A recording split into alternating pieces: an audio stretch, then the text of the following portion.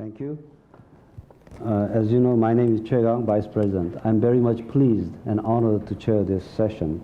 As you can see, this is a real global forum because actually we have the representation of all major countries, also including Germany. So it's my privilege to have, especially Mr. Chun Hae-sung. He's a good friend of mine for past almost 15 years. We worked together at the Blue House.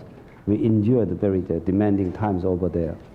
So I'd like to ask Mr. Chun Hae-sung to speak about 10 minutes, and then he will be followed by each speaker, because actually you can make some comments on Mr. Chun's points, and also you can raise a question, also maybe with each other. So I'd like to have each country's maybe your own understanding of your country's perspective, understanding on this trust building process on the Korean Peninsula. But actually you can expand further, because actually the Minister Yoo Gil-jae already mentioned is connected with the peace and stability in Northeast Asia as well as global. So I think that we can cover not only the Korean issue, but also a little bit regional as well as global issues in conjunction with the peace trust building process on the Korean Peninsula. So without further ado, let me ask Mr. Chun Hae-sung to make his presentation, please. 네, 예, 방금 소개받은 전혜성입니다. 제가 말씀드리기 전에 먼저 my name is Chun Hae-sung. Before I begin my presentation, I'd like to thank the Asan Institute for Policy Studies for hosting this wonderful forum. So on behalf of the Ministry of Unification, I'd like to thank the organizer. As was introduced, I will speak for the next 10 minutes about the trust building process in the Korean Peninsula, which is the current government's policy towards North Korea. As Dr. Kang said earlier, the keynote speech by the Minister of Unification pointed out the key aspects of the Korean Peninsula trust building processes.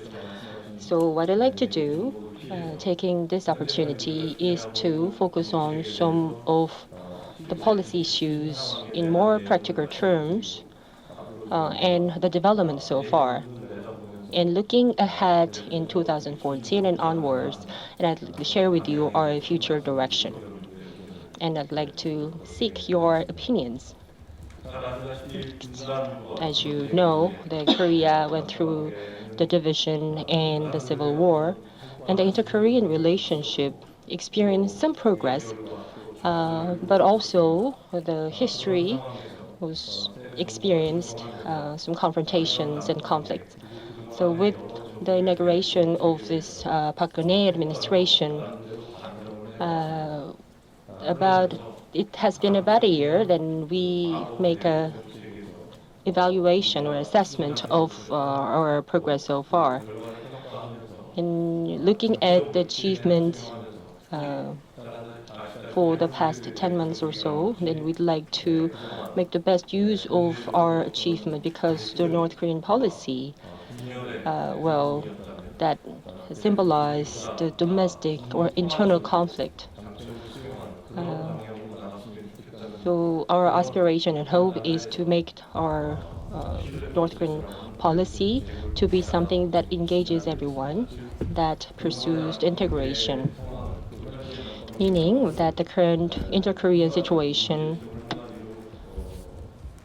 well, if I may summarize, the heart of the problem is that the loss of trust. I believe that that can be pointed out as a main cause of many of the problems, because we might have had some discussions, some progress, but there were not enough to build any outstanding trust relationship.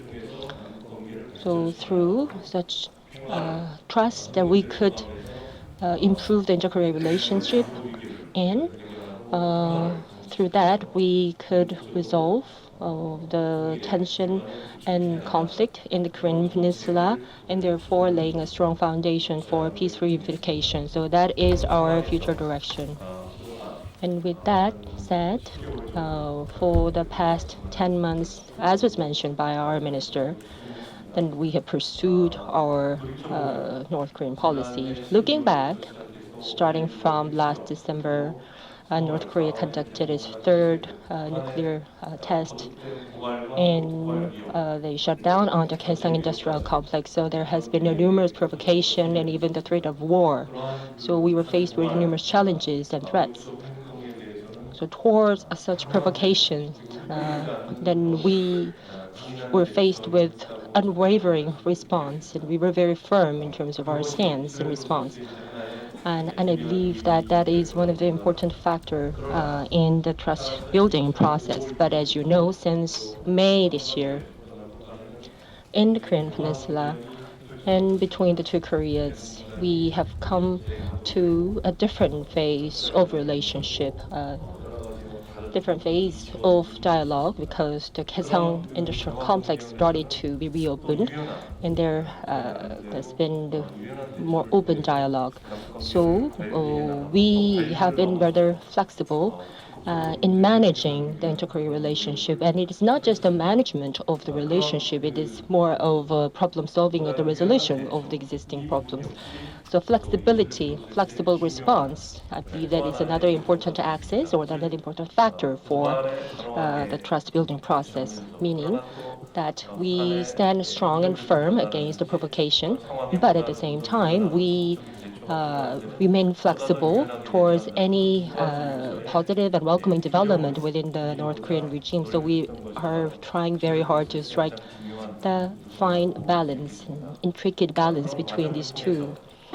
So during the process, well, of course, you might well know that as of now, and especially starting from the September 21st, the North Korea agreed initially to let the separated families to reunite, but they have postponed such reunification.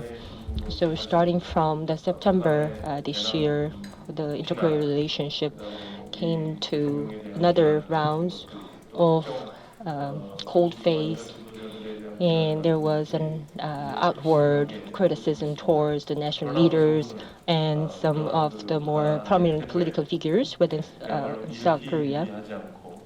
But we remain rather consistent in terms of our response and try to keep calm and remain calm in terms of selecting our responses to any such provocation. So the Korean Peninsula peace trust building process is all about maintaining our core foundation to seek any short-term gains. But it does not mean that we won't be flexible, because when the time demands, then we have to be and we will be flexible.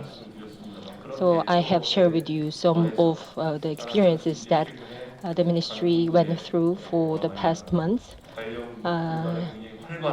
And I understand that recently there has been very active discussions and coordination among the countries that would be affected by any further development of the North Korean nuclear situation. And it has been a very firm situation, the position of the government, that we will not allow, and we do not allow any nuclear ambition of North Korea. And that is the position. But at the same time, we work very actively by working with all the related authorities of the related countries. But so far, the North Korea's behavior towards its nuclear ambition or this nuclear development program, it does not warranty our trust, because it is a time for North Korea to demonstrate its intention with action, not just with words. Maybe a promise that deserves further trust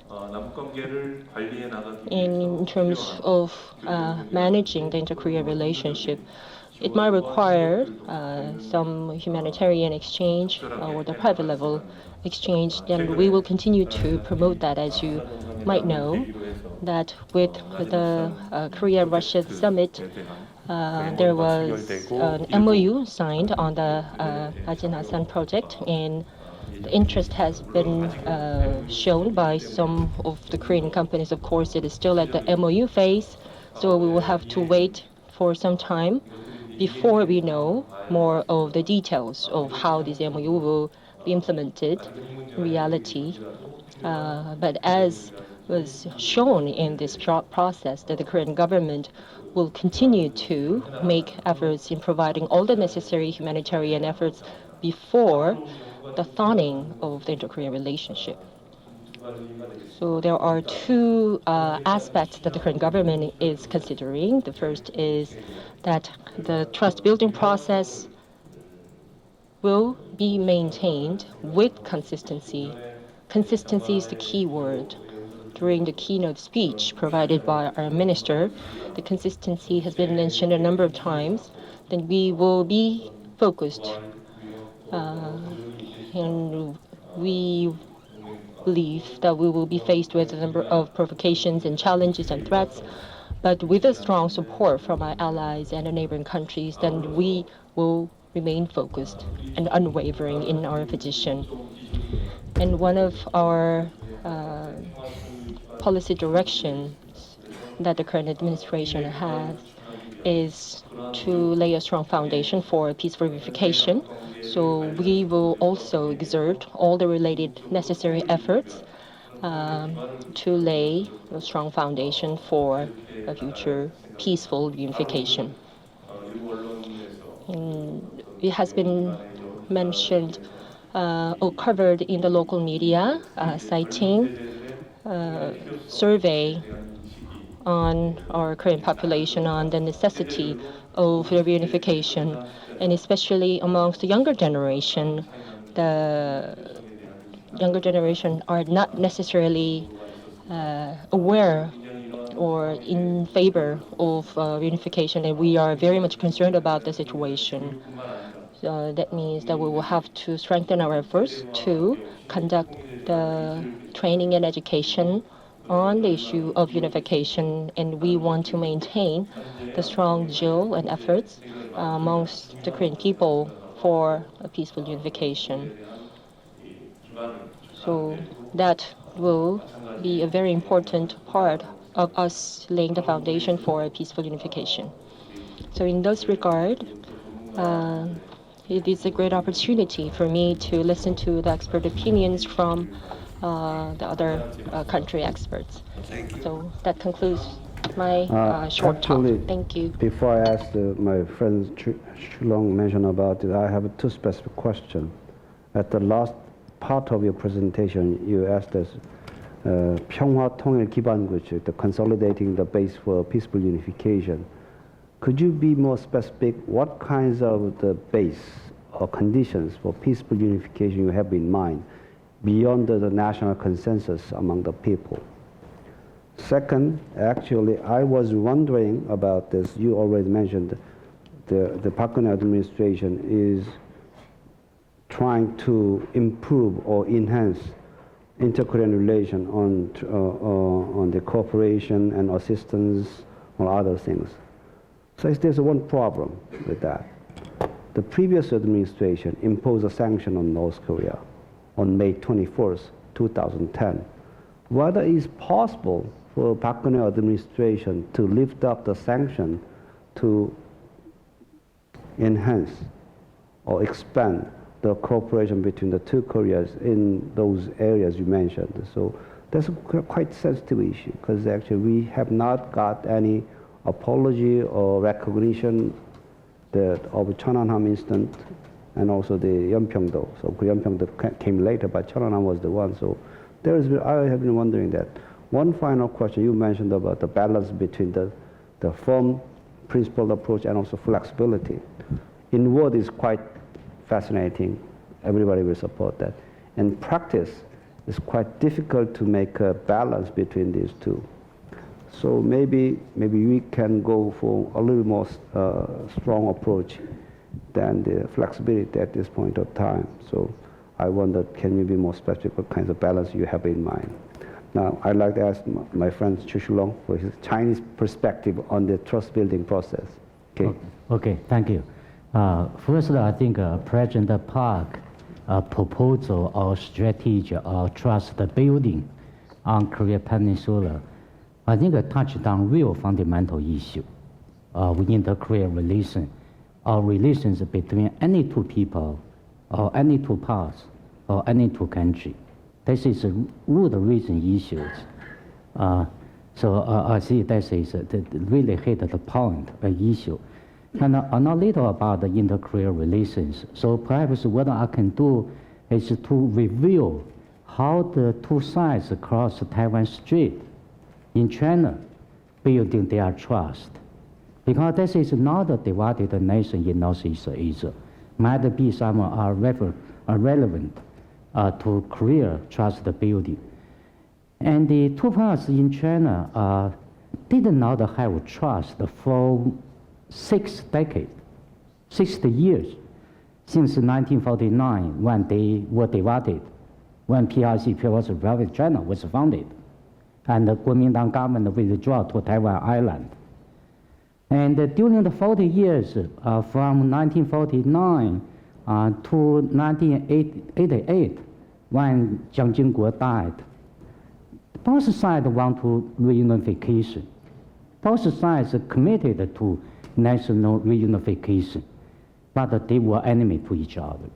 There was not only, not at all trust between them, but because each side seek their called unilateral unification.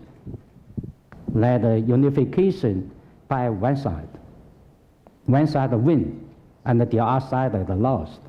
Is also called a zero-sum game, reunification. So there was no any trust between them.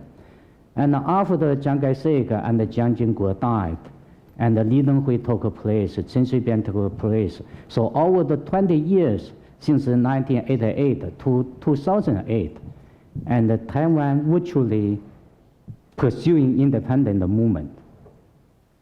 And not only distrust between two sides across Taiwan Strait, but the crisis and a couple of crises, including 1994. But since 2008, when KMT National Party, Mr. Ma Ying-jeou took power again in Taiwan, now over the past 6 years, there was a good trust between two societies, two governments. So Taiwan situation become quiet, stable. So how did we come here from there? The process over the 60 years, I see 3 are important issues of building trust across the Taiwan Strait in China. To building trust we have today. First, when two parties building trust, they must have some common final goal, or at least this is not a conflicting final goal. Here, across the Taiwan Strait, mainland still wants reunification. This is clear. And the Taiwan current government does not say they want to reunification, but at least they recognize one China. And Taiwan, both Taiwan and the mainland are parts of the one China. So-called 1992 consensus has been the foundation for the mutual trust between two sides across Taiwan Strait. And for reunification, Ma Ying-jeou, Taiwan did not say, but at least they do not do something for Taiwan independence. Let to be sure. For future, because Taiwan is elected society, the ruling parties cannot decide the future. So they are hesitated to be clear about final reunification, but they committed now Taiwan independence. So there's a certain common goal, background between two sides called Taiwan Strait. So they have a fundamental trust with each other about the current situation, principle, consensus, and the future direction. Second, they have a common agenda. If two parties have try to building their trust, or they must have a common or similar agenda or priority. And the two sides of Taiwan Strait have had the same over more than 20 years. That is economic development. That is a priority of mainland China since 1978. It's certainly a priority of Taiwan over decades. So that is a common interest, common background. Both of them want to develop their economy, then they need a cooperation between two sides. So the economic development common agenda united the two sides across Taiwan Strait, put them together. So now you see over 20 years, the Taiwan economy is very much closely integrated to mainland economy. And mainland economy in the past 30 years rising depend very much on Taiwan economic investment and trade and technology.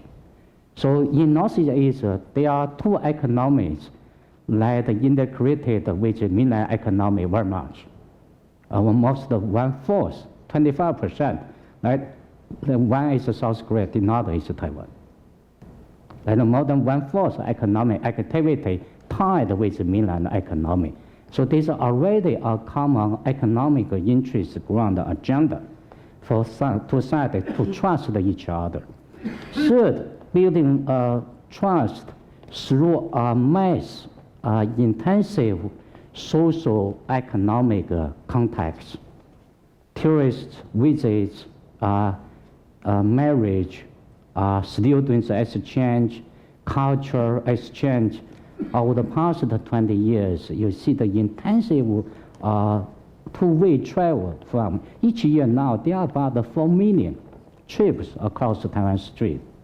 Half from mainland to Taiwan, half from Taiwan to mainland. Student change, friendly relations between people of the two societies. So when we build a trust, it's not just the business of government or politics, it's a social culture.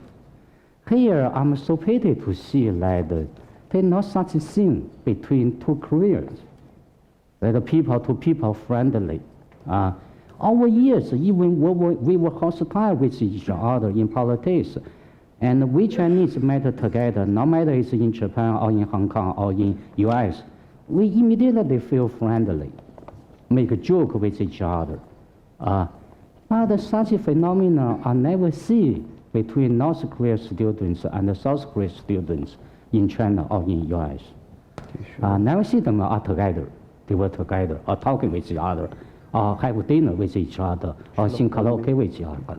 So I think we need some personal friendship, trust building between two peoples or two parties on Korea Peninsula as a trust building process. Thank you. Thank you. I think that you actually carry some corresponding points which were made by Minister this morning about his cultural approach for the unification. Yeah.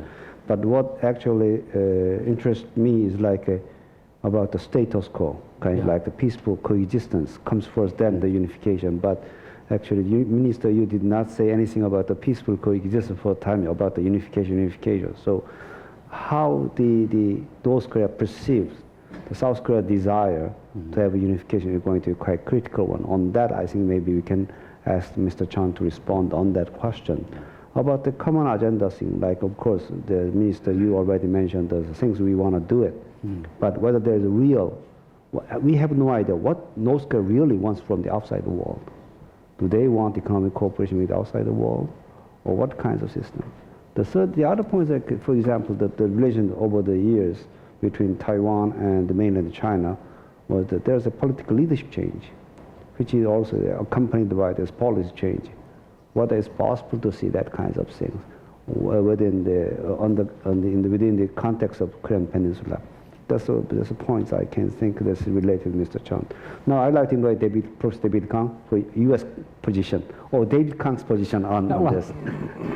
Yeah, I was going to say, I think there are many people in this audience who would quickly disavow my views as the official U.S. view. That is clearly not the case. So I can't speak for the U.S. government. I think in general, I will say a couple things about what I see how the U.S. is doing it, and then I'll give you some of my own thoughts. I think the U.S. view is sort of tired. And so strategic patience is the only game that I hear in Washington. I don't think there's any desire on the part of anyone in the administration or in the policy making to try anything new. They've tried too many things. Everybody's just tired of North Korea. But I also get the sense, actually very clearly articulated, that the U.S. is not going to at all get in the way of a South Korean attempts to engage in creative thinking on North Korea, and in fact is very supportive of it. But I don't think the U.S. will be out in front on any of these things. But that's my view from the outside of the official view. And I think I can be more interesting if I give you the non-official view anyway. So I'm just going to make a couple points about Trustpolitique. And the first one, I mean, it's come a lot here about Pyeonghwa Tongyil and all these different kind of things. In international relations, and I will not be too abstract, but those of us who study international relations as a scholarship, it's very easy, and those of us who do policy, it's really easy to talk about power and coercion. No one will criticize you if you say we have to be tough. It seems very sober and hard-headed. The world is a dangerous place. So that tends to dominate the way that we think about things, and that tends to dominate the way we talk about things. But we all know that that's not the only way we get people or countries to do things, through coercion. In fact, in all the other social sciences, psychology, sociology, we know that there's coercion. How do you get someone to do something? You coerce them. You can bribe them. Perhaps most importantly, though, you can convince them. You can persuade them. Anybody who has a child, for example, or coaches a team or teaches whatever else, we don't only punish. We have rewards, and you have to convince them what you want them to do. And what I think Park Geun-hye has done most successfully, and I am not being paid by the South Korean government, but is to change the way that we're talking about approaching North Korea. This phrase Trustpolitique in and of itself forced all of us, this is why we're having this kind of a conversation, to widen how we think about the various tools that we use to interact with North Korea. Which doesn't mean abandoning any of the other ones. It doesn't mean losing our deterrent, as the official ministers and as many people have said here. It doesn't mean not deterring North Korea or not responding to provocations. But it moves the conversation beyond that in a way I think is very fruitful. Because you don't normally get countries to just do things by threatening them. And in fact, I would submit that we have a lot of evidence with North Korea that coercion doesn't really work. And I'll give you my private view. I think that threatening more on North Korea is highly unlikely to get them to get rid of their nuclear weapons. I just don't think that's going to work. So how do you look for other options? And I think one is this trust building. And let me talk a little more broadly about that. Because we're in the same place that we were on the security front with North Korea, essentially that we were in 1953, 60 years ago. The DMZ is the same. We're deterring. Everybody knows how to play the Cold War game. That hasn't changed at all. But when we look at North Korea, what I think most of us would agree is that what has changed are things that are actually not directly related to that. Business in North Korea and society in North Korea has actually changed quite a bit. It's nowhere near where we'd like it to be in terms of openness, and that's why we have all these discussions about what do they mean, are they serious, are they not? But it's also pretty clear that the border between North Korea and China is far more penetrated today than it was 10 years ago. And that there are far more interactions of DVDs and ideas than there were before. And that North Korea has changed. It just hasn't changed its security or its regime dynamics. Now, the interesting thing about this is most of the discussion that we've heard from the ministers, from the speech at lunch, of course, deal with government actions that South Korea can take. I think South Korea can change the atmospherics or the framing of how North Korea, how we think about North Korea. But what I find interesting is many of those things that have changed in North Korea are not a result of conscious North Korean regime decisions. In fact, they're often responding to the way their own society is changing. Sometimes because they're literally going to die of famine, so they start to go in search of markets. Others simply because they can't control the provinces the way they used to. So I don't have any specific policy suggestions about Trustpolitique. But it strikes me that no matter what. Because yes, I'm very pessimistic about whether we're going to have some grand bargain in the next 5 years. I mean, I'm not holding my breath. But there are things that are changing, and I do think that the Park Geun-hye policy of Trustpolitique and the general approach that can say we can still deter, but let's see how much we can get to change, may fit into the 3-decade-long plan where I'm looking around for Professor Wang, which it probably will be. It'll be 30 years. And if we have that long-term focus on changing North Korea, it may actually change in a much more slow, gradual way. And we won't have a big collapse of the Berlin Wall. But if North Korea's society is changing today and has changed in the last 10 years, I think that this type of an approach that encourages the next 10 years for North Korean society to change more and to be that much more open to the outside world has a lot more possibility for ultimately, who knows, affecting the way the regime views itself and the outside world. I don't think it's a cure-all, but I would remind all of us that that's what's changed, and the security issue hasn't changed. So I will just stop there and look forward to.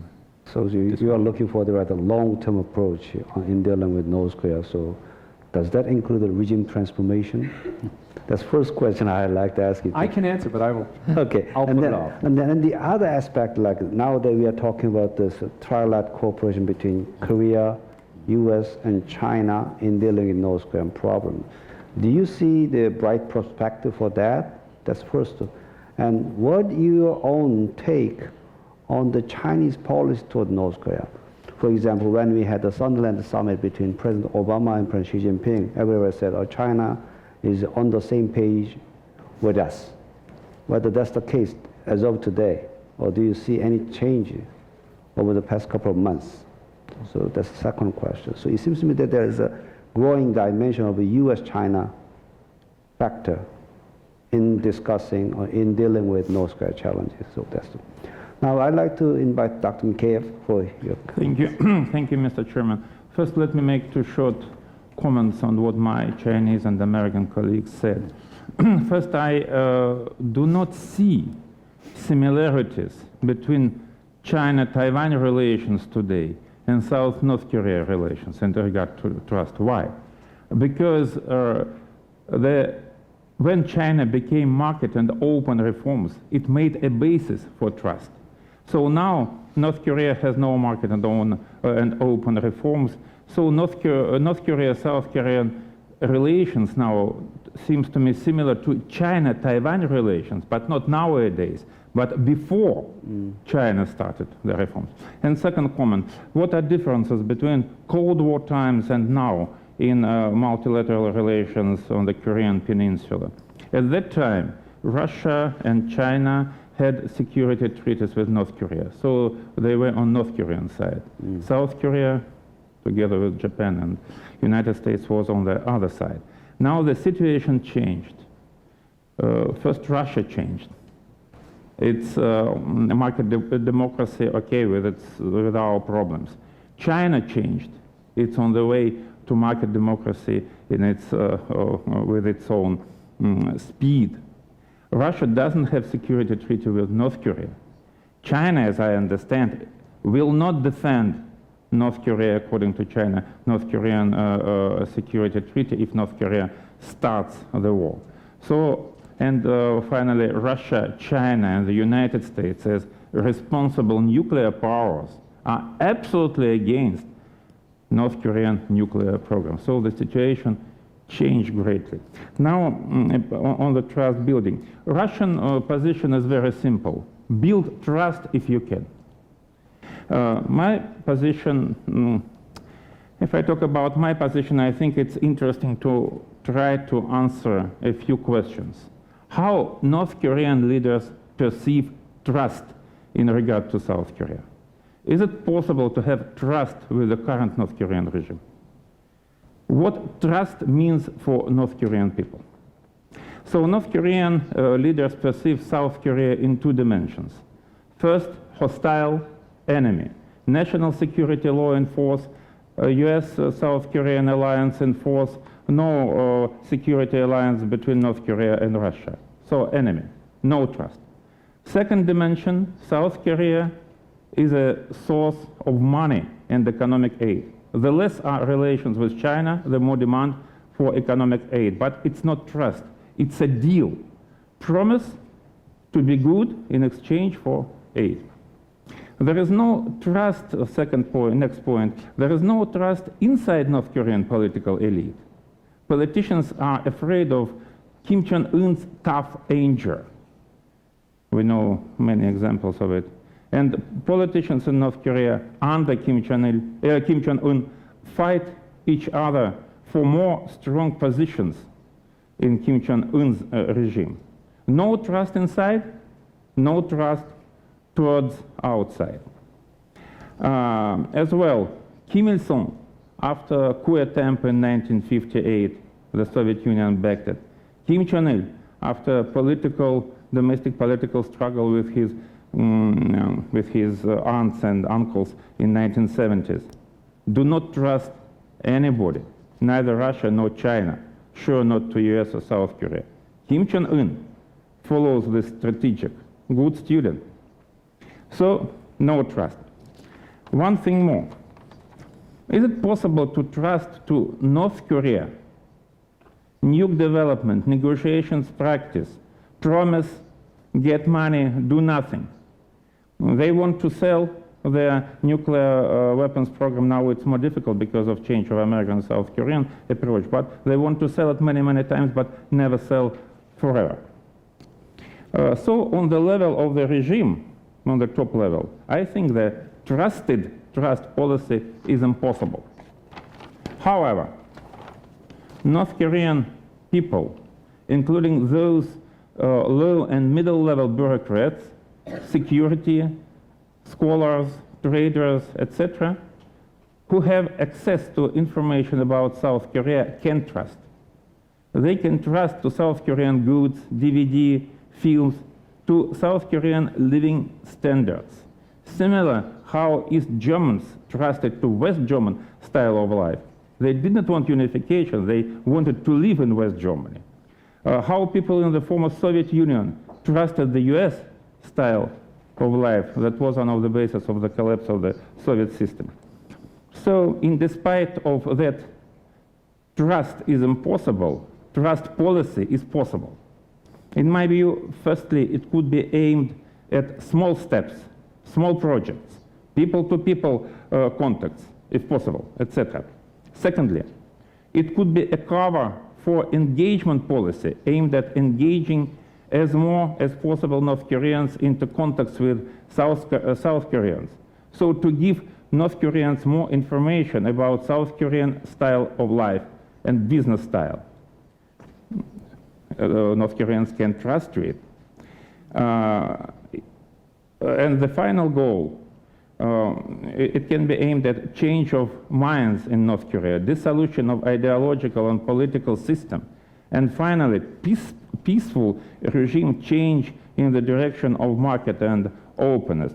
Here we see similarities with American strategy towards the Soviet Union on the eve of the collapse of the USSR. Engagement policy worked in regard to the Soviet Union, and that finally led to the collapse of the Soviet system. So I think that trust policy is possible, but there should be a very clear understanding what are the final goals of this policy. Otherwise, if there are no clear understanding, it will be a policy of ups and downs. Thank you. Thank you, Professor Mikheev. So I think that Mr. Chon has to respond to his question about the difficulties ahead of us in realizing Trustpolitique. But actually, he mentioned about the rather long-term approach by engaging North Korean people and bringing about some gradual transformation of society like that. But also, I like Professor Shulong's response about the Mikheev's point as the analogy between Taiwan-China relations and this inter-Korean relations, because actually this, I like to have that one. Okay, now I'd like to invite Mr. Richter for his comments. Thank you very much. First of all, thank you very much to the organizers of Korea Global Forum for inviting me. So thank you to the Asian Institute and the Ministry for Unification. It's a great honor for me to be here and to share some ideas on the European and the German case. I have to underline as well that I'm not the official representative of the European Union or of Europe or of Germany. So what I would like to say, what I would like to share with you are my views or my positions as the representative of the Friedrich Naumann Foundation for Freedom here based in Seoul. So allow me probably 2 remarks on my institutional background. So I have I think a more practical approach to the question. So I'm not stand for a university, but more or less for an NGO or a non-profit organization. So that's why probably it's a little bit more practical. And since since we are a German liberal foundation, so a foundation which is very close to the liberal ideology, I would like to stress or would like to have 2 focal issues. The one is the Trustpolitique under an economic aspect, and the second is the German or the European experience with trust policy, Ostpolitik, and so on and so forth. I prepared a paper, so I think I will handle that very flexible, so I won't read it one to one.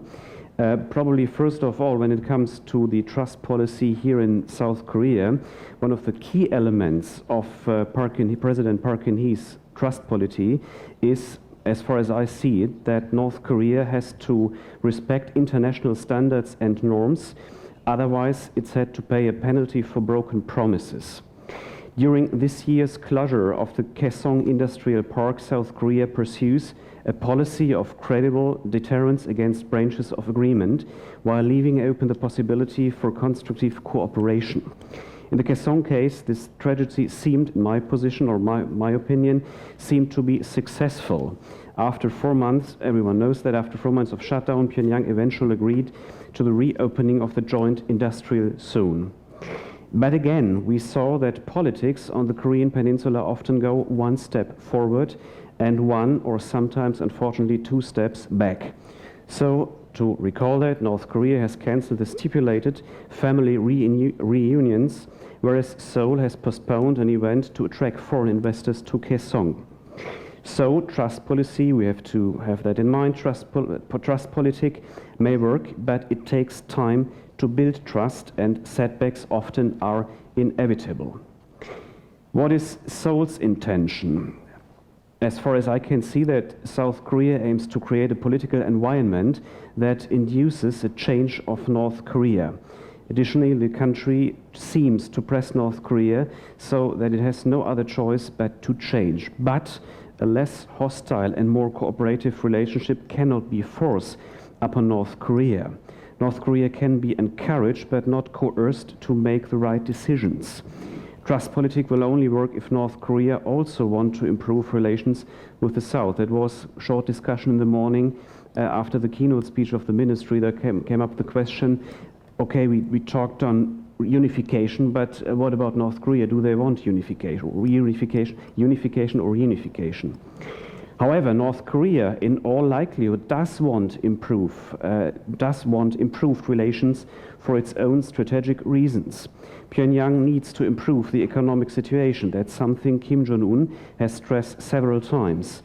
His legitimacy simply depends on it. So whenever I was in Pyongyang this year twice, I mean, whoever know Pyongyang or was in Pyongyang, they normally quote this quotation, this sentence. Kim Jong-un gave a speech on the occasion of the 100th birthday of his grandfather, April 2012, and he said this sentence: "No one had to tighten the belt." So, and this is a quotation everywhere and by everyone in Pyongyang. So, coming back to Kaesong, to the example of to the case of Kaesong. The implementing of the agreement made on August 14 saw some setbacks, unfortunately. Nevertheless, the reopening of Kaesong and the plan to create more special economic zones indicate that North Korea is serious about improving its economy. Another major reason for that is it has to become less dependent on China. It was a topic in the morning as well. The keyword is diversification when it comes to economy. This is something they tell you all the time, diversification. So this is a this is the heart, the core of their, let's call it economic concept. Therefore, North Korea aims to attract more foreign investments from other countries. The question now is, should that be supported? This is a question for an institution like ours, Naumann Foundation. We depend on public money, on public funds, on taxpayers, German taxpayers' money. And the concern is, okay, you bring with your project not only in South Korea but in North Korea as well, you bring public money there. So what is the purpose of that? Do you do something, or I mean, is it to stabilize the regime? So should that be supported? And from our position is quite clear. We should do that. This is the economic dimension of this trust policy.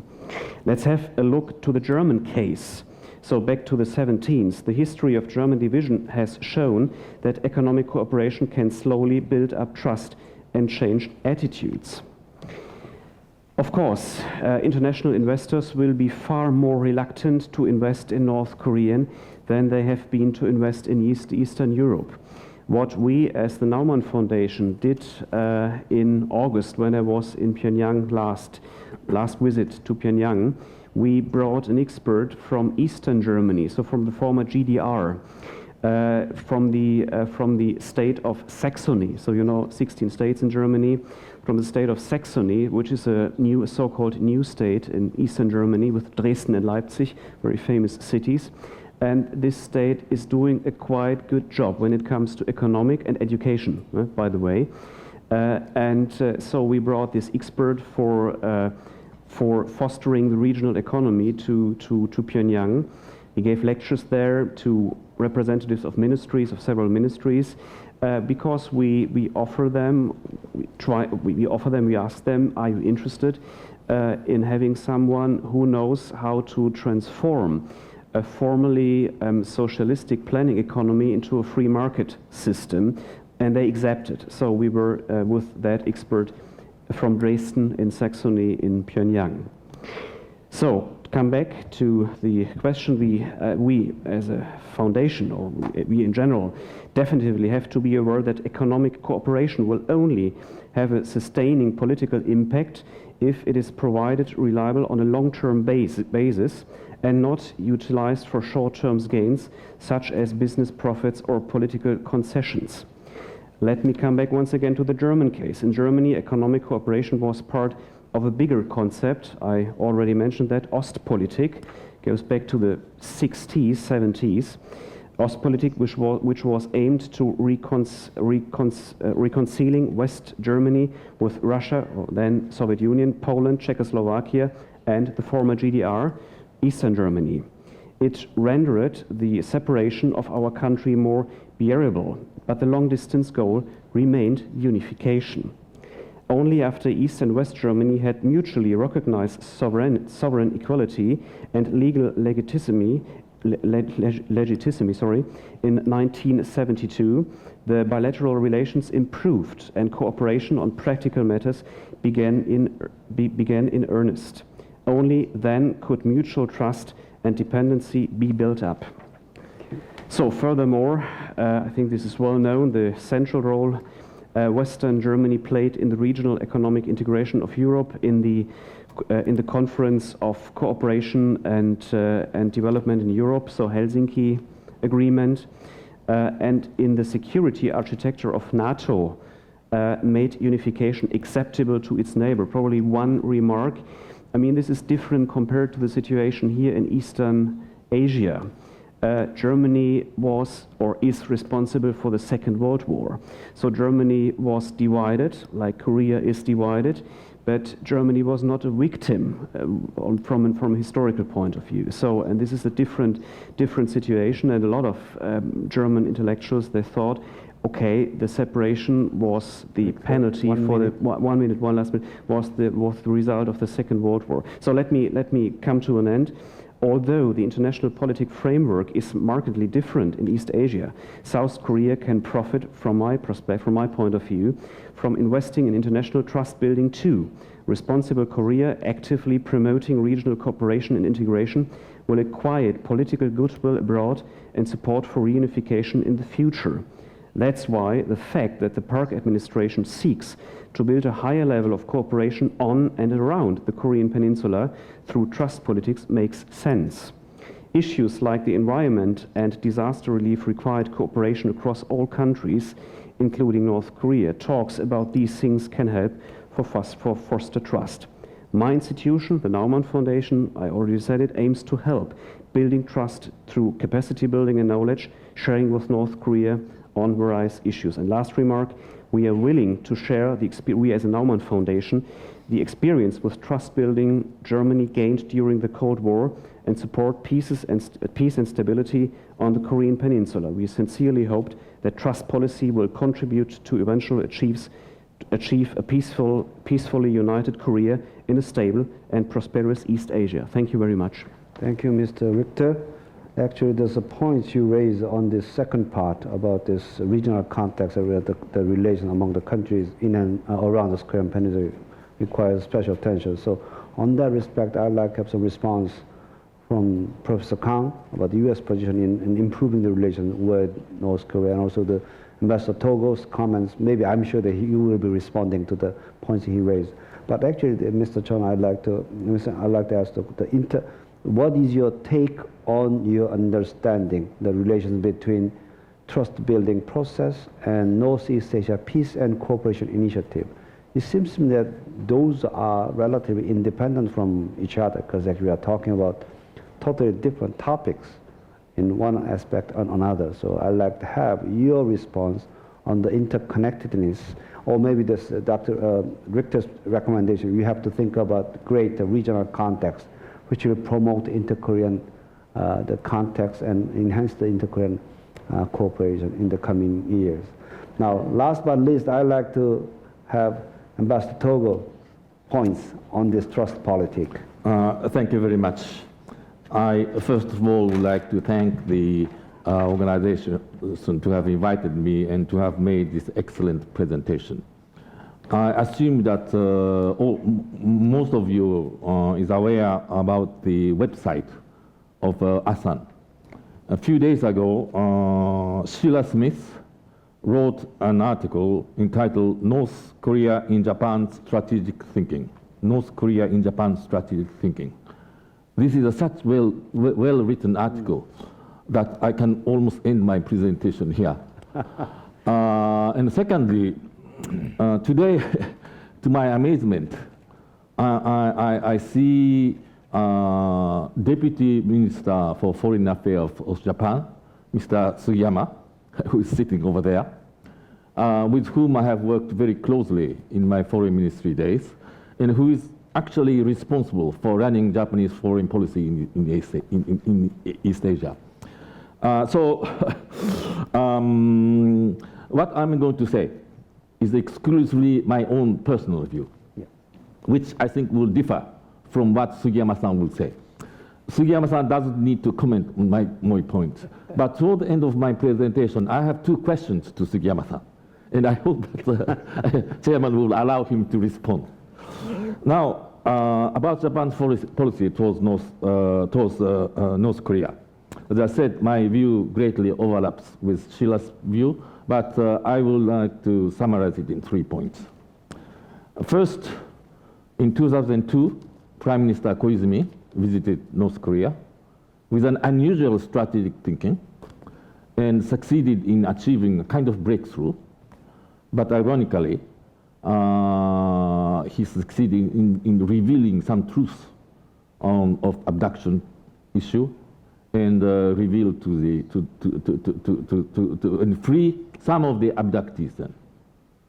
But that has ignited Japan's national emotion, and since then, Japan's policy towards North Korea was hijacked by abduction issue.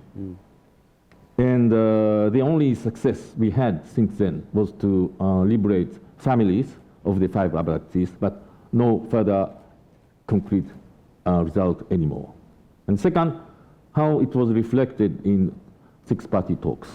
To my understanding, Japan took the most rigorous position in 6-party talks. And we have implemented several economic sanctions on and on. And so when the United States had a tough policy on North Korea, we relatively felt ourselves comfortable. But when the United States were more in direction of negotiations, there emerged certain discomfort on our part. But as Sheila points out, in all, my observation is that Japan's role in participating in determining the future of the peninsula, Japan became marginalized. Now, thirdly, about the domestic implication. When this key policy shift from a holistic strategic approach to North Korea changed into sort of fixation on abduction policy, Abe Shinzo was occupying the position of Deputy Cabinet Secretary. And in fact, in the Japanese domestic politics, it is his tough policy which gained his popularity, which eventually paved the way for his prime ministership in 2006.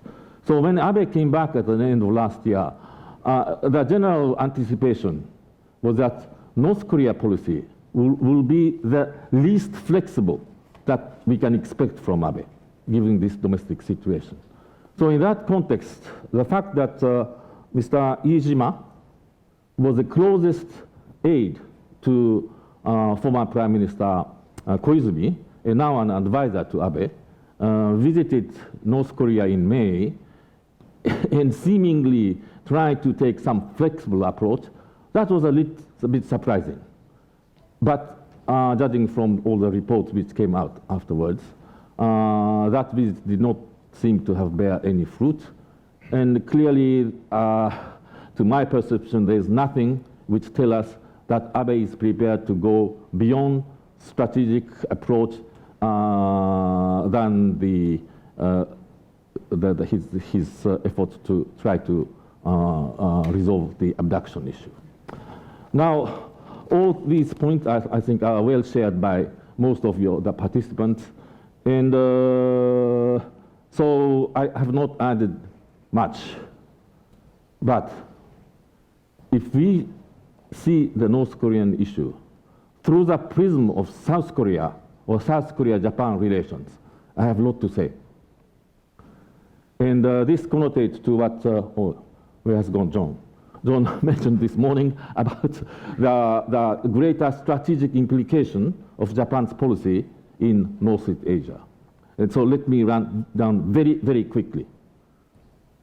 At this point in time, the Japan's strategic position in Northeast Asia is very simple.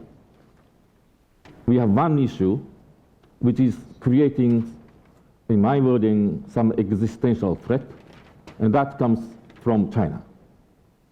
So priority number one policy for Japan is China. And there are clearly two aspects on it. One is deterrence, and another one is dialogue. Some aspect of increasing deterrence is inevitable, but I hasten to add that dialogue should follow. And in that point, from that perspective, I think Abe is doing reasonably well. At least the atmospherics of dialogue between Japan and China is changing. Emphasis on economic cooperation is emerging.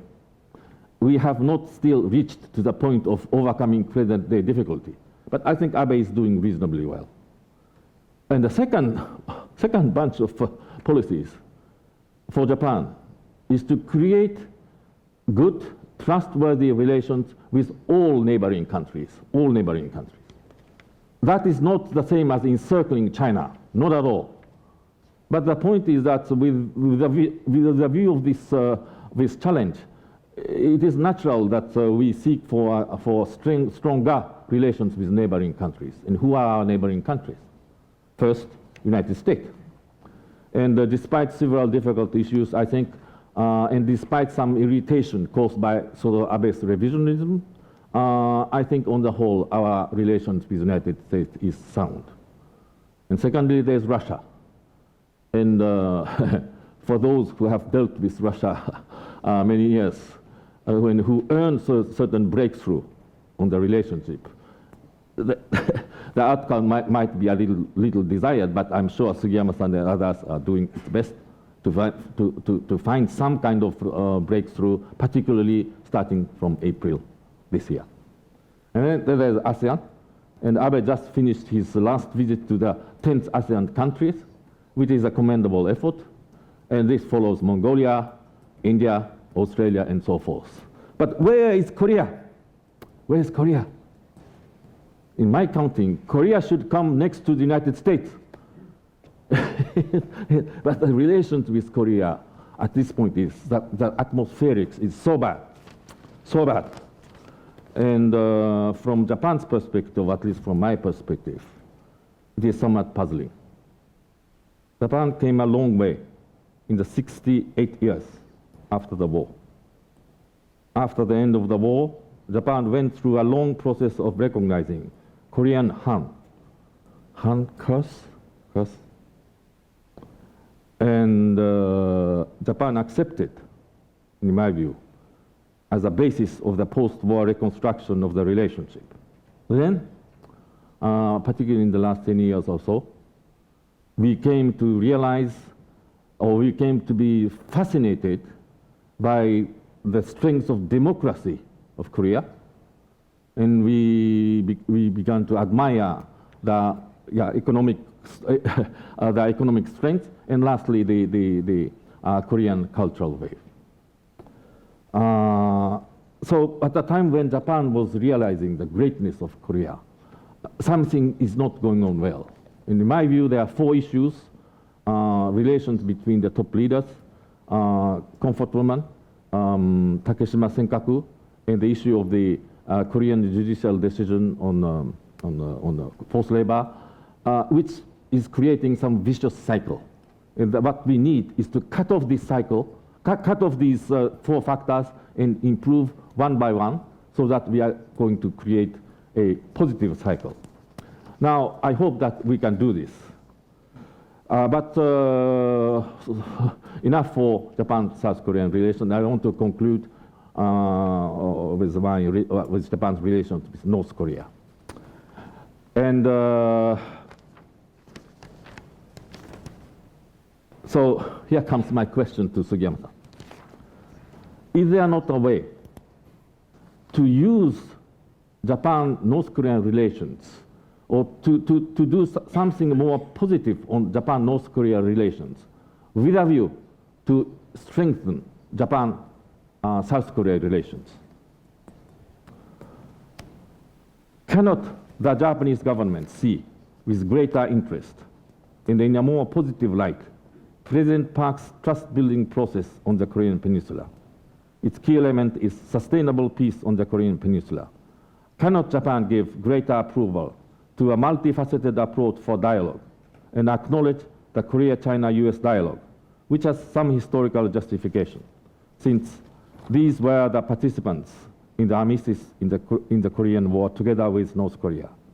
Can Japan not view in a more positive light party's initiative called rock-solid defense, or as Professor Lee Chun-min described, maintaining South Korea's firm non-nuclear posture while upgrading Seoul's ability to launch credible preemptive strikes against the North, if wanted, looms as a major strategic task for the Park administration. These discussions should lead to the serious issue of what can Japan contribute toward realizing Korean denuclearization, which at the same time might create a bridge to meaningful talks with South Korea. In conclusion, cannot the Japanese administration think in a more long-term and strategic manner about the Korean Peninsula? As a matter of fact, there is only one issue of real strategic importance, that is normalization with North Korea.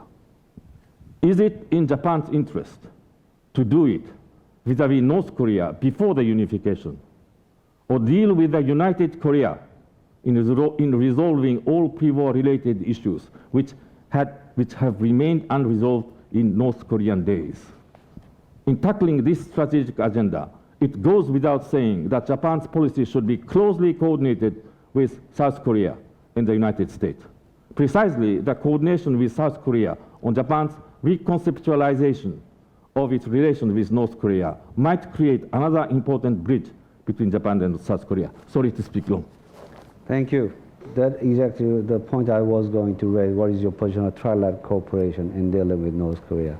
But I don't know whether it's proper to have Ambassador Sugiyama for his comments, but I will come back later, because actually we have some questions posed by each other. So maybe let me start with Professor David Kang on your thought on this, the questions I posed and the comments you got from the other participants, please. Okay. Sure, I'll be very brief, which is, again, since I clearly do not speak for the U.S. government, yeah, I'm totally in favor of regime change. I think most of us are. I would love to see the North Korean regime disappear. The difference is, though, that I don't advocate using force doing it. And whether or not, I mean, you know, the thing is, whether I want or not, I'm gonna have very little influence on the outcome. And so I think the best way to change, even if the regime isn't gonna change, much can change about the country as well. But absolutely, right? I mean, you know, in the long run. One last short point on sort of U.S.-China cooperation, or my view on China's approach is, I think they're willing to do marginal, sort of formulaic attempts to add pressure. But on the whole, I see a real attempt to 40-year mining agreements with North Korea. I see a lot of attempt for trying to get North Korea still to do the sort of China model of reform. What does John Park calls the engagement strategy with Chinese characteristics. And I don't see any fundamental change, despite a lot of rhetoric to that aspect. So I think they're still basically looking to engage North Korea. Okay. But maybe, Professor Shulong, you can respond on this, the David Kang's point. Maybe China has not changed its policy vis-a-vis North Korea. To North Korea. Yeah, to North Korea, fundamentally. Yeah, agree. Overall policy to keep a closer relation, try to have North Korea. That policy has not changed over the 60 years. But on nuclear issue, missile issues, and on North Korea provocative action against South Korea, China policy has changed. Chinese leaders, including President, Chinese government clear publicly attack, criticize like those behaviors. So I think that change. And attitude, Chinese people, including we scholars, news media, internet, officials, leaders, attitude towards North Korea has changed. There's not any friend feeling towards North Korea. Increasingly regard North Korea as a rough state, as an evil state even to some people. I think that mindset has changed. Okay, I think Mr. Chun, you have lots of questions, so maybe we need to take some time. Right now you can respond back to the questions. Okay. 네. 아까 박사님이 이제 Well, thank you very much. Earlier on, Dr. Kang has talked about the sanctions against North Korea. Choi Kang talked about the sanctions against North Korea, and also coerce and pressure, as well as the balance between coerce and pressure, as well as incentives.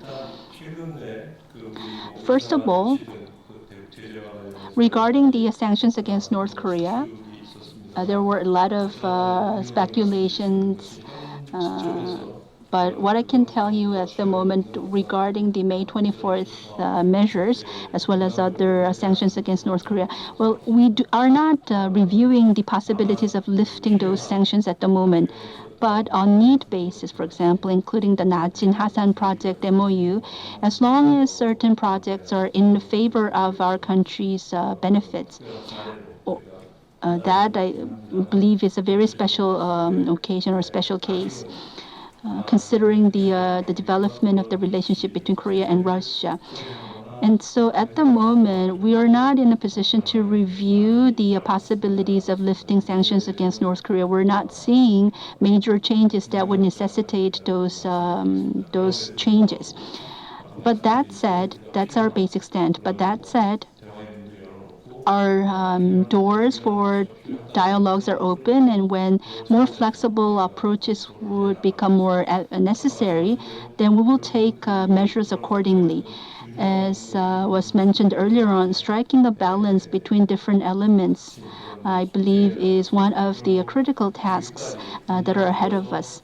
And beginning this year, from different perspectives, the Korean government has been taking various measures from different perspectives. And I believe that there are the opinions that are supporting or against those measures. But our efforts has been always on the foundation of seeking and striking balance. But I'm not saying that we're in the middle way or in the median point. But depending upon the developments of the situation, we're making our utmost efforts to strike a very flexible and healthy balance. Also, Professor Chusuro and Dr. Mikheev have mentioned earlier on, in order to build trust, socio as well as economic, socio as well as cultural approaches would be important, and both professors have emphasized the importance of those approaches. And also Professor Kang has mentioned the importance of long-term approaches, as well as the importance of seeking continuous engagement for North Korean people. We will take all that into account, and I thank you very much for your valuable contributions. So those will help us a lot in forging our policies in the future. Thank you very much. Well, thank you very much, Mr. Chun. I think he responded to the questions posed upon him. So now I'd like to open the floor.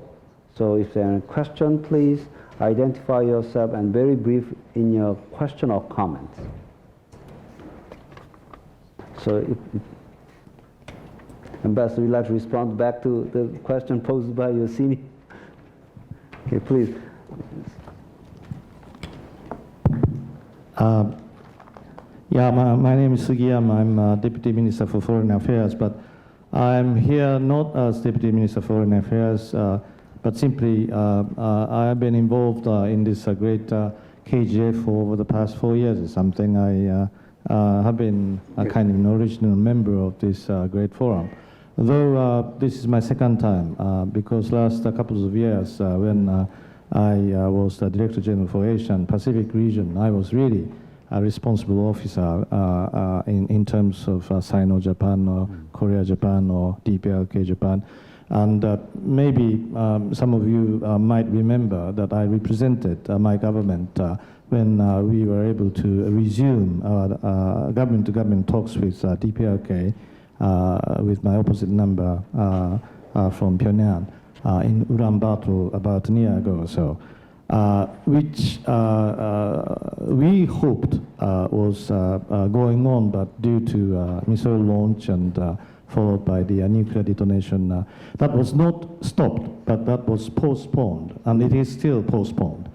But anyway, responding to Ambassador Togo's questions or orders or instructions, whatever you might say, because he's my senior, I used to work for him half a dozen times or something, so I have to follow his instructions. But simply to say first that my answer, although I'm here not as an official representative of the Japanese government, but with my title of being Deputy Minister with cameras in front of public, only first thing is that I wish I could be as free as Ambassador Togo to speak up freely, but I don't think I can. I have to be careful. That said, what I can say as a person is that, of course, no one denies the very fact that Sino-Japan or Korea-Japan, we do have tensions, and we do have something to overcome. And yet, presumably over the past 16 months or 18 months or something, on this particular question relating to DPRK, not only Korea, Japan, ROK, Japan, and USA, but also China, of course, together with Russians. Mr. Morogrov was my opposite number in relation to dealing with DPRK, and now he's my opposite number in relation to peace treaty negotiations. What I try to say is that when it comes to DPRK, we all together seem to have something much more in common because of somewhat dangerous kind of postures being shown by the third generation regime. it seems to have stopped somewhat since this summer, but all in all, the situation hasn't been changed.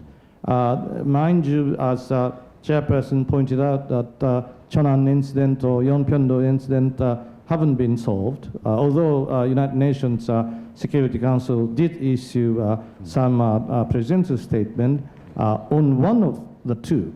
The other one, No. they didn't even issue the PRST. So presumably for the South Koreans, you guys have to deal with this. For us too. I have to a certain degree, sorry to rebut Ambassador Togo as my senior. On China, yes indeed, we have tensions. But the government has never said China as a threat. Even at the Cold War time, we never did say Soviet Union was a direct threat. We said Soviet Union was a potential threat. And yet, we have been saying DPLK has been giving us a direct threat, and the threat seems to be increasing. Because of that, I think we do share something in, more common, not only among ROK, Japan, and USA, but these days together with China and Russia. And these days, I'm quite certain that people like Ambassador Udaiwei and others seem to be more proactive and trying to persuade or trying to coerce, or both, Pyongyang. We'll see how China and we, Russians and Americans, and of course ROK, as a kind of, the main player, can do something better. So that's something which, as a person, not necessarily representing my government, I can say in front of the audience this afternoon. Thank you. Thank you, Ambassador. I really appreciate your braveness. It's because I think because of your senior diplomat forced you to, not me. So please take my apology for mismanaging that. And also, Peter.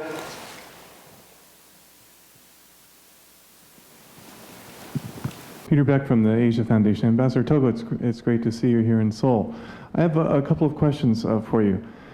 I think you correctly identified the four main contentious issues between Korea, Japan, and you rightfully described it that we're in a vicious cycle right now, that we need to break out of it. But you didn't tell us how we could break out of this vicious cycle. So I was wondering, how can we break out of this cycle? And my second question is, the Korean media put a lot of focus, in fact, it was front page news last week when a group of retired scholars and diplomats presented a declaration that they signed to the Japanese government last week, saying that it was important to place more emphasis on improving relations with Korea. I was wondering, how was that covered in Japan, and if you could explain to us your decision whether you joined this group or didn't join this group. Okay, Ambassador? May I? Yes. Yeah. Well, sorry. Well, I don't think I need spend too much time on Japan, South Korea, but nevertheless I said it. And so very, very briefly, comfort woman. I said there are four issues. Separate it and do maximum on each. That was my recipe. So on comfort woman, well, now it is reported that by the end of the Noda administration, the two sides came up already with some kind of resolution. And for 1 year, it is simply not followed. But by the way, just as a chairperson, I have to say this is about the Korean Peninsula, but not on Japan. Yeah. So very brief on that. Okay. And Takeshima doctor, if you want to resolve it, it's impossible. But there is a way to coexist with it. And third, the Korean judiciary decision on enforced labor. At this point, this is most difficult. But the two sides should get together and squeeze their brain to do something. And lastly, the relationship between the prime minister and the president. Well, yeah, I mean, some courage is needed. Okay, it seems to me that what we need right now is like a creation, the situation where all we can work together in solving the North Korean problem. For example, the bilateration between Korea, Japan may be further enhanced by focusing North Korea only, and also we should put aside some issues away for the time being and while we are focusing on North Korea. On that respect, I have a question about Japanese perspective on US-Korea-China collaboration North Korean issue. What is your response on that? And the other way around, what is the Chinese response on trilateral cooperation, US, Korea, Japan? We used to have a TCOG meetings, and TCOG was the execution body for carrying out the Perry process. So what is the Chinese thinking, or what is the Chinese take on that? Well, Please, what I mentioned in my initial presentation, that if my understanding is correct, the four parties in relation to the armistice is North Korea, South Korea, China, and the United States. So I am not that sensitive that these four parties will get together. And I wanted to support President Park's idea of this multifaceted, multi-layered consultations. Okay. But that's my personal view. Thank you. Professor Chu? A couple of years ago, when I was a visiting fellow at the Brookings Institution, I proposed a trilateral strategic dialogue among China, US, Japan on regional issues, including North Korea. And the 2 or 3 policy planning directors of the 3 foreign ministry did have a trilateral meeting a year ago, but they stopped because situation. But I think on North Korea, I would like to suggest that perhaps it's more important for ROK, US, China, to have a trilateral talk, if we want to have a trilateral talk. Because I think it's very much relevant to North Korea. But I think Japan is less relevant to on North Korea issue. They do not even have diplomatic relations. Okay. So, I can take more questions from the floor. But this is the difficult moment for chairperson to manage this session. So, but let me ask you some questions to my dear friend Chan Ha-sung.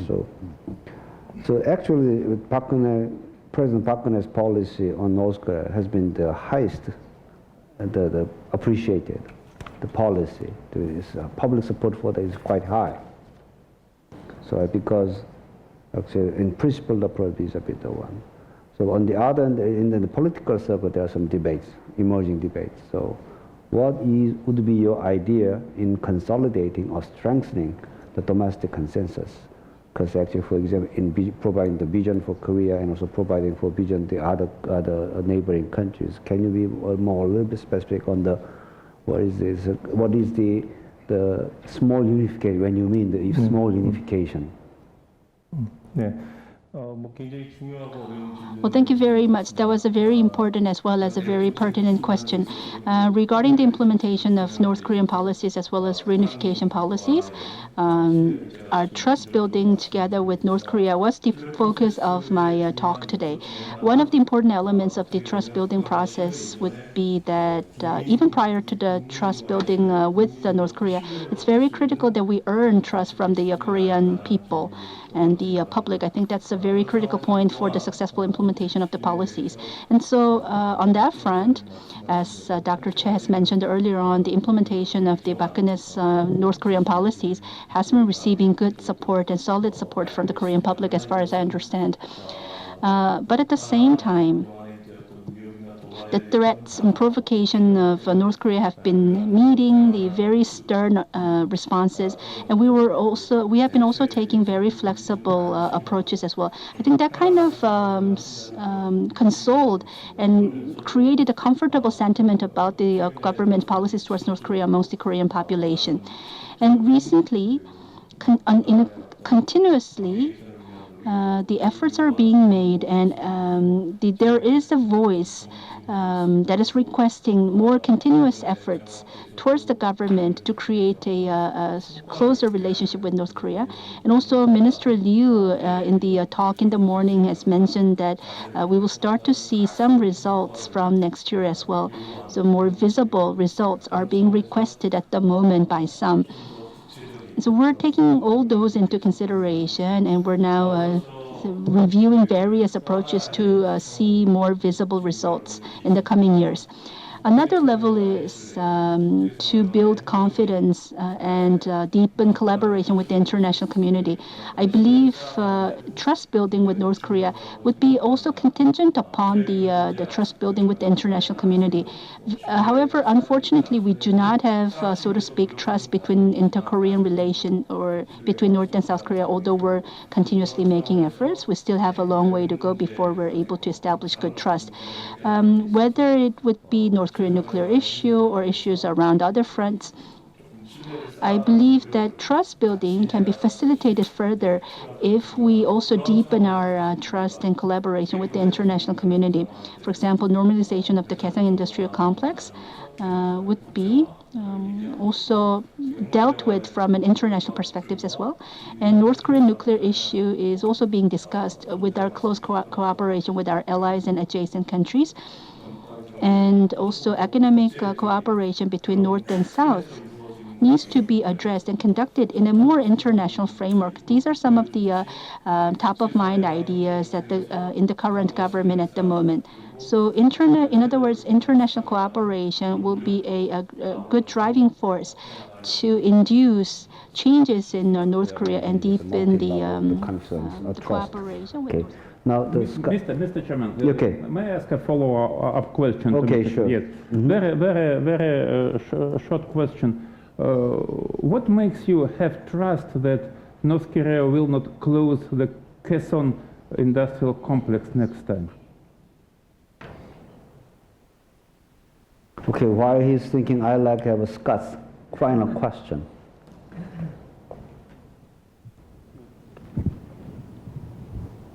Yeah, thanks. You touched on this in your answer, but basically, it seems like the North Koreans mistrust Trustpolitique.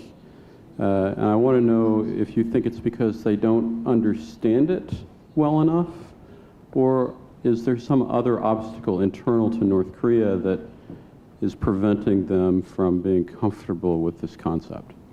So your understanding on North Korea's perception of Trustpolitique. Okay. 네.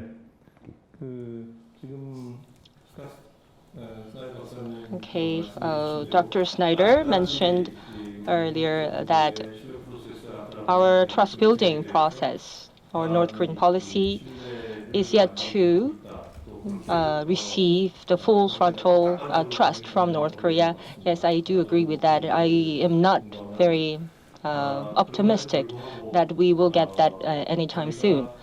Despite the fact that we will maintain our consistent message towards North Korea, we will send the same and consistent message toward the North, whether that be from our minister or from the national president or the high-ranking officials that is dealing with North Korea.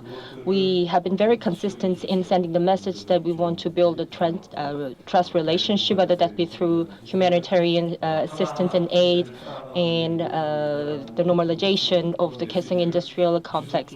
So I believe that what is important for us to do going forward is to send a consistent message and make a consistent effort. So that is why we believe that the highest priority is to maintain the policy consistency.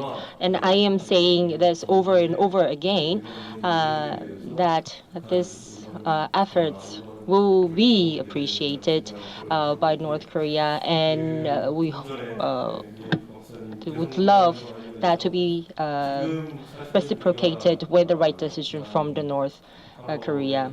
About the Kaesong industrial complex, and we reached an agreement in August, and it reopened in September. And some kind, we stressed over and over again that something that happened last March should not happen again. And well, it should be something more significant than such an agreement between these two officials from the two sides. But it should come as an outcome of the continuous conversation and discussion from those two sides. And we'd like to make some more tangible achievement through encouraging North Korea to be a part of the international standards and norms so that the Kaesong Industrial Complex will not be closed down any further. So we want to have a number of safety measures in place that can prevent the Kaesong Industrial Complex from closing down any further. So in those aspects, I believe that sending the same message from neighboring countries is also very important because in North Korea within, there is an increased emphasis on economic development and reforms and economic cooperation with the Chinese authorities. I think that we have covered quite a wide range of issues, but actually one comment says it should be rather long-term approach, incremental, step-by-step, but rather comprehensive, not just only focusing on the security, but also the other areas, cultural exchange, social exchange program. Second, it requires multilateral cooperation and coordination among all concerned parties. Six-party talks, or maybe EU can play significant role, kinds of things. And furthermore, there should be a kind of common vision at the where we want to be at some time in the future. Maybe that could be the unification or peaceful unification, and also. But actually, we try to serve the individual's happiness at the end. So please join me in thanking the panelists for their excellent presentation and response. And thanking Mr. Chairman.